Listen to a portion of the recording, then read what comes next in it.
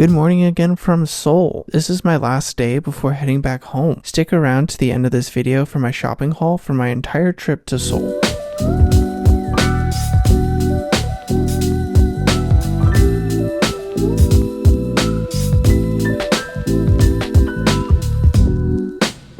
Starting the morning in a convenience store, loading some Fujicolor 400 into my Contax G1, and getting my Leica ready before heading to a new area to grab some much needed coffee. A friend recommended a cafe that he claimed had the best coffee beans in Seoul, so I had to go. It's also located in a new area to me, the Mangwon area, so great opportunity to see the market as well.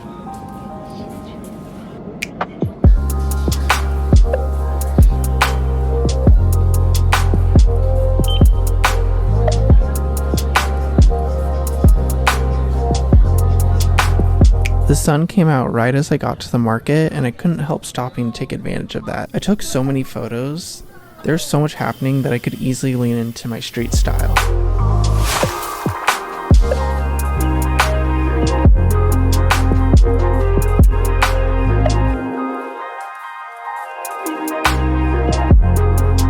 This photo of this dog was my favorite of the day, and I managed to snap it on my film camera, but I think I liked this Leica photo the best.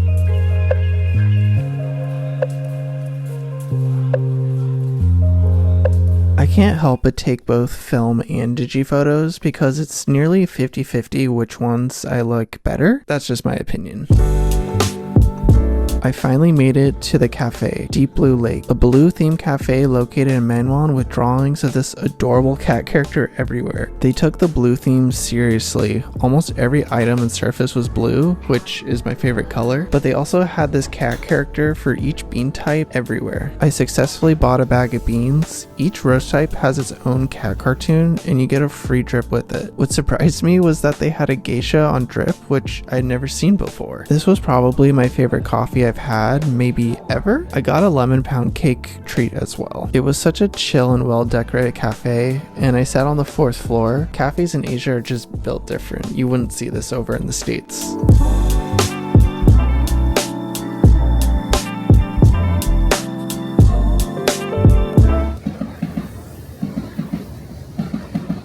This was a successful mission, but I had a few locations I wanted to check out before going to the airport, so let's go explore. This train station I stumbled upon had this incredible view of Namsan Tower. I spent a while trying to get a comp I was happy with.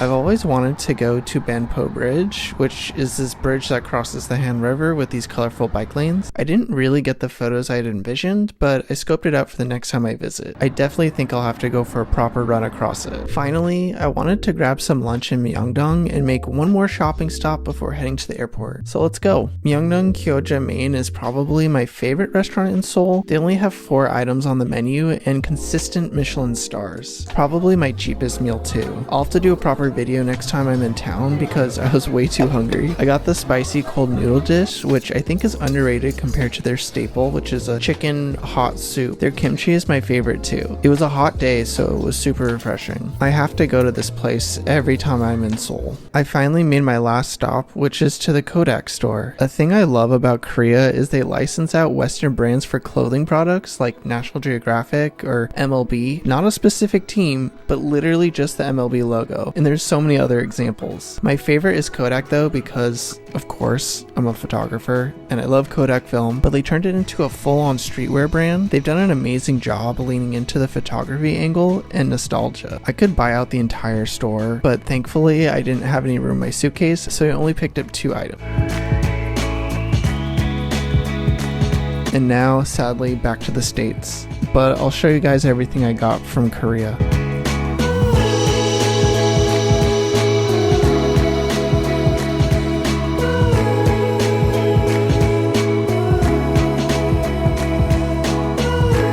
As promised, I'm going to go through the shopping haul that I had, and I'm just going to go through all this as fast as I can, but a couple of these things are things that I try to get every time I go, and then some of these were new items that I was specifically on the hunt for, so let's just dive in. So I'll start with the essentials that I get every time I go, and that is definitely sunscreen and face masks. My wife and I both use these face masks, and then the sunscreen is just so much better there. I don't exactly know why. You can still order some sunscreen online from Korea. It still will have slightly different ingredients than the ones in Korea, and also the exchange rate makes it so much more favorable to buy it there than versus in the US. So I got these recommended to me in Olive Young by someone who was working there. Mediheal is definitely a popular face mask brand, and yeah, these are so nice. The other thing that's become kind of a tradition now is I go to this place called Grand Hand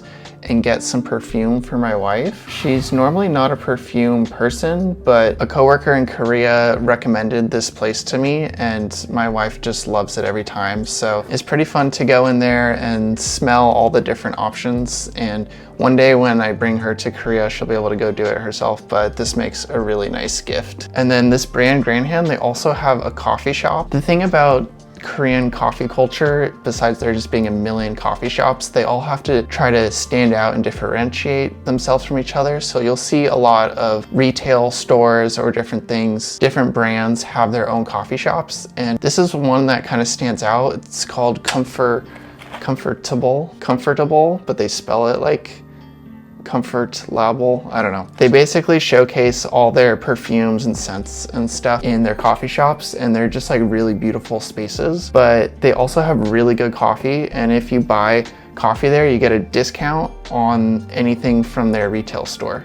So I make a note to get some nice coffee for myself, and then I get a discount on some nice perfume. So speaking of coffee, you already saw in the video, I went to a coffee shop called Deep Blue Lake, which was recommended to me by one of my Korean coworkers. And honestly, I think the best coffee that I've had in Seoul, maybe ever so far. And I just had to get some coffee beans while I was there. They came very highly recommended from, again, my coworker who is super into coffee. And the thing that stands out is just, well, besides these being like really nice coffee beans, which I'm very excited to try. This is a light roast, but every single coffee bag has its own theme, its own graphic.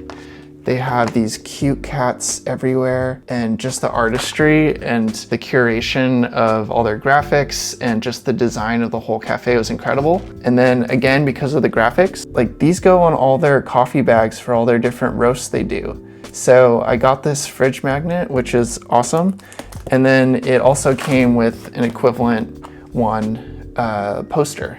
So yeah, I was having a lot of fun, as you can tell. On all my trips, I try to get a bag of coffee or tea or something. It just helps when you get back from the trip and you're missing all the fun things that you did. It's a little reminder of your travels you just had, so you can extend that just a little bit longer. I don't need to introduce Stussy. They have stores all over the world. It's originally from Southern California, which is where I'm from. And so it's cool to have a streetwear brand that's rooted in like surf culture, whatever.